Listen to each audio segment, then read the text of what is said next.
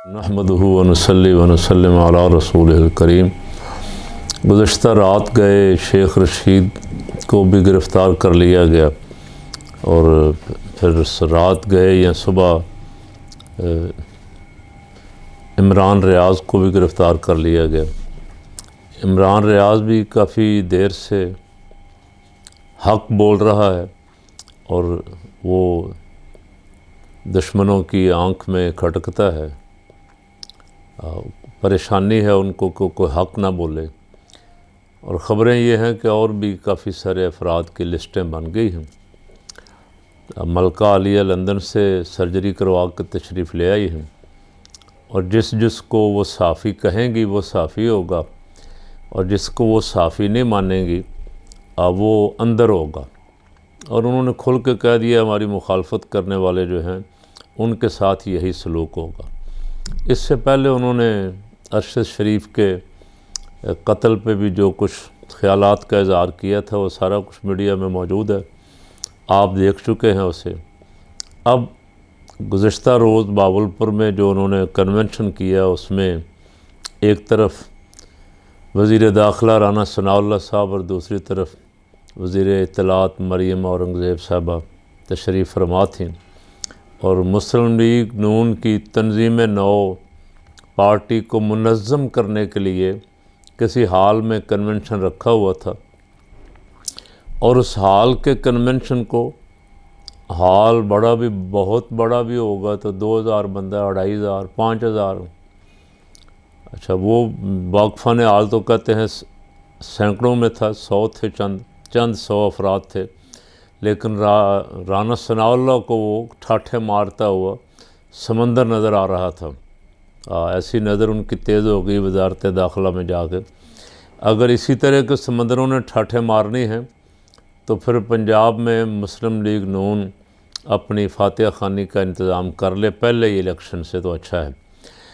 कोशिश ये हो रही है, मैं हैरान हूँ इस बात पे और ज़्यादा हैरानगी ये है कि सब मुक़्तदर क़ुव्वतें और इदारे बड़े ख़ामोश हैं। जिसको जी चाहता है उठा लिया जाता है और जिस मजिस्ट्रेट के पास भी पेश किया जाता है कोई 2 दिन का रिमांड दे देता है, किसी का कोई 5 दिन का रिमांड दे देता है। मजिस्ट्रेट साहबान जज साहबान भी जानते हैं ये सियासी पर्चे झूठे पर्चे बन रहे हैं। उनके पास पावर है, अगर वो चाहें तो वहीं बैक जुम्बिश कलम उसे खारिज कर दें। उनके रिमांड देने से पुलिस को मौका मिल जाता है, जो चाहते हैं वो करते हैं, मार कुटाई करें, जुल्म करें, ज़्यादती करें। और बहुत सारे ऐसे अफराद जिनके ख़िलाफ़ पर्चे पुर्चे हो रहे हैं, जज साहबान को पता है कि वो सियासी पर्चे हैं एक दूसरे की मुखालफत के। चंद महीने पहले तक जो मुजरिम थे, जो जेलों में थे और जेलों से ज़मानतें करवा के कोई डील करके कोई बूट पॉलिश करके किसी तरह बाहर निकले, उनको इक़्तिदार में बिठा दिया गया और आज वो यजीद बने बैठे हैं। वो कह रहे हैं कि हम बदला लेंगे। वो अपने पौने मुल्क में क्या हो रहा है इस वक्त, पेशावर में जो बहुत बड़ा हादसा हुआ जिस पे पूरी कौम अश्कवार है, हुक्मरानों का वो मसला नहीं है। आटे की लाइन में लगे हुए अफराद की हलाकतें हो रही हैं वो उनका मसला नहीं है। लोग ख़ुदकुशियाँ कर रहे हैं वो उनका मसला नहीं। मुल्क कर्ज़ों की दलदल में डूबा हुआ है और हम IMF की मिन्नत समाजत कर रहे हैं। IMF से $1 अरब लेने के लिए हम कई अरब डॉलर का नुकसान कर चुके हैं, डॉलर की कीमत बढ़ा के, उसकी भी उन्हें परवाह नहीं। हुकूमत में बैठे हुए वज़रा 2-2 हाथों से लूट मार में मसरूफ़ हैं। आओ आओ पकड़ लो, इधर से इतने पैसे पकड़ लो, उधर से नौकरियां बेच रहे हैं, काम बेच रहे हैं, उसकी भी इम्पोर्टेड को कोई परवाह नहीं, इसलिए कि उसमें सारे शरीक हैं। IMF और दीगर इदारों ने इस पे इज़हार नाराज़गी किया कि जो मुल्क इतना कर्ज़ों में जकड़ा हुआ है उसकी काबीना में 80 के करीब 77 या 80 के करीब मिनिस्टर हैं।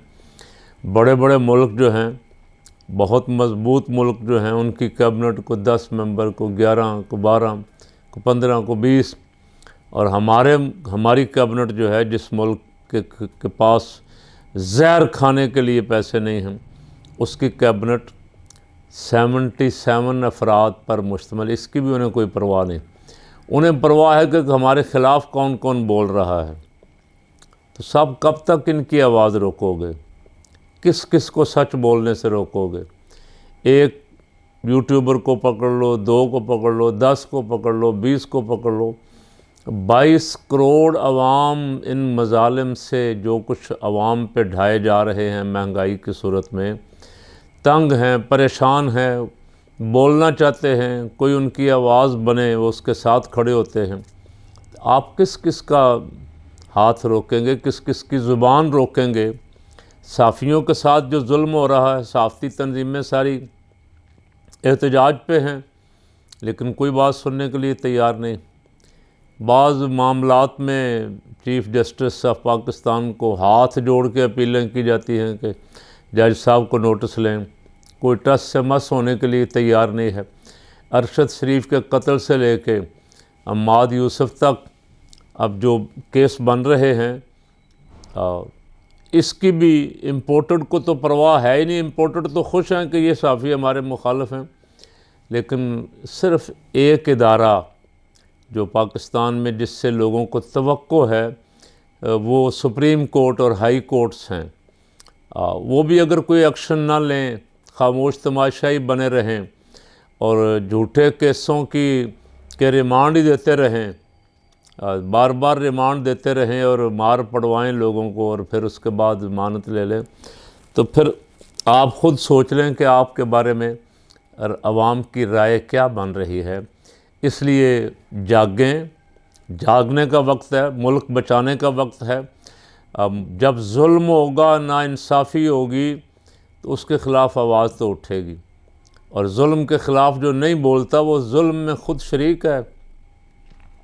اب ہم یہ کہہ کے سارے خود کہہ کے سب کو کہ بھائی ظلم کے خلاف کھڑے ہو جائیں، اور ویسے یہ بات تو تقریباً کہتے سارے ہی ہیں، کاش کو اس پہ عمل بھی کر لے کہ جو انتظامیہ ذمہ داران ہیں وہ حکمرانوں کے فرمائشی پروگرام جو غیر قانونی ہیں انہیں نہ مانیں، یہ سب کہتے ہیں، اور ان پر کوئی لازم بھی نہیں ہے کہ وہ ان کے غیر قانونی احکامات پہ بھی عمل کریں۔ لیکن بدقسمتی سے کوئی اکا دکا بندہ شاید کوئی کبھی کبھی سنائی دیتا ہے، کسی نے ایک جواب دے دیا ہے یا کسی نے معذرت کر لی ہے اس حکم پہ عمل کرنے سے۔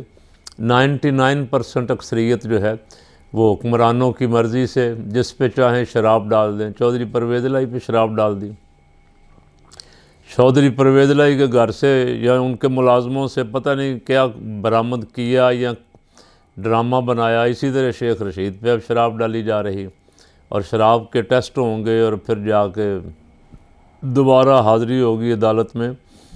تو خدا کے لیے اس ملک کو، قوانین کو، آئین کو مذاق نہ بنائیں۔ میرا خیال تھا کہ شاید گورنرز اور وزرائے اعلیٰ کے الیکشن کی ڈیٹ نہ دینے پہ پنجاب اور Khyber Pakhtunkhwa supreme court is خود ایکشن لے کے کو آئین بچائے گی، لیکن ابھی تک سپریم کورٹ تو خاموش ہے۔ ہائی کورٹوں میں گئے ہیں پی ٹی آئی والے، دیکھیں ہائی کورٹ سے امید تو اللہ کرے رکھتے ہیں کہ یہ فیصلہ کریں کوئی، تاکہ کسی کو آئین توڑنے کی ضرورت نہ ہو۔ اگر خاکم بدہن اس پہ کھلی چھوٹ دے دی گئی کہ جو تمہارا جی کرتا کرو جنہوں نے قبضہ کیا ہوا، تو پھر اسے جنگل کا قانون کہتے ہیں، پھر قانون کی حکمرانی تو نہ ہوئی۔ چھٹی کھلی چھٹی گورنر مرضی سے ڈیٹ دے گا جی۔ آئین میں جب طے شدہ ہیں سارے معاملات جو طے ہیں، کم از کم ان پہ تو عمل درآمد کروائیں۔ جو اختلافات ہیں جن مسئلوں پہ وہ آپ ان پہ بحث مباحثہ کر کے جو فیصلہ کریں گے، تشریح کریں گے اس کی، لیکن جو معاملات طے شدہ ہیں، اب ایک آدمی اسے عوام پسند کرتی ہے، وہ حق بولتا ہے، عمران ریاض کی صورت میں لاکھوں افراد اسے سنتے ہیں، لیکن ان کو وارا نہیں کھا رہا، محترمہ کو وارا نہیں کھاتا، محترمہ کہتی ہے میں صحافی نہیں مانتی۔ میں صحافی صرف ان کو مانوں گی جو پنجابی زبان میں چمچے، کڑچھے اور بوٹ پالچی ہوں گے، وہ میرے صحافی ہیں۔ وہ نجم سیٹھی کی صورت میں ہو، فؤاد کی صورت میں ہو، وہ اور اس طرح کے بہت سارے، محسن نقوی کی صورت میں ہو، اس طرح کے صحافی چاہیے انہیں، اور انہیں حق گو نہیں چاہیے، حق بولنے والے نہیں چاہیے۔ تو میں ان سے کہتا ہوں طاقت کا ناجائز استعمال فرعون نے کیا، اس کا انجام دیکھ لیں۔ طاقت کا ناجائز استعمال نمرود نے کیا، اس کا انجام دیکھ لیں۔ طاقت کا ناجائز استعمال یزید نے کیا، اس کا انجام دیکھ لیں، تو کچھ سیکھیں۔ طاقت کا ناجائز استعمال مشرف نے کیا، طاقت کا ناجائز استعمال قمر جاوید باجوہ نے کیا۔ امپورٹڈ سے کہتا ہوں کچھ سیکھ لیں ان سے، اس لیے کہ یہ کرسیاں سدا نہیں رہنی۔ آج آپ کے پاس ہے، کل کسی اور کے پاس ہوگی، تو یہی سلسلہ چلتا رہے گا پاکستان میں۔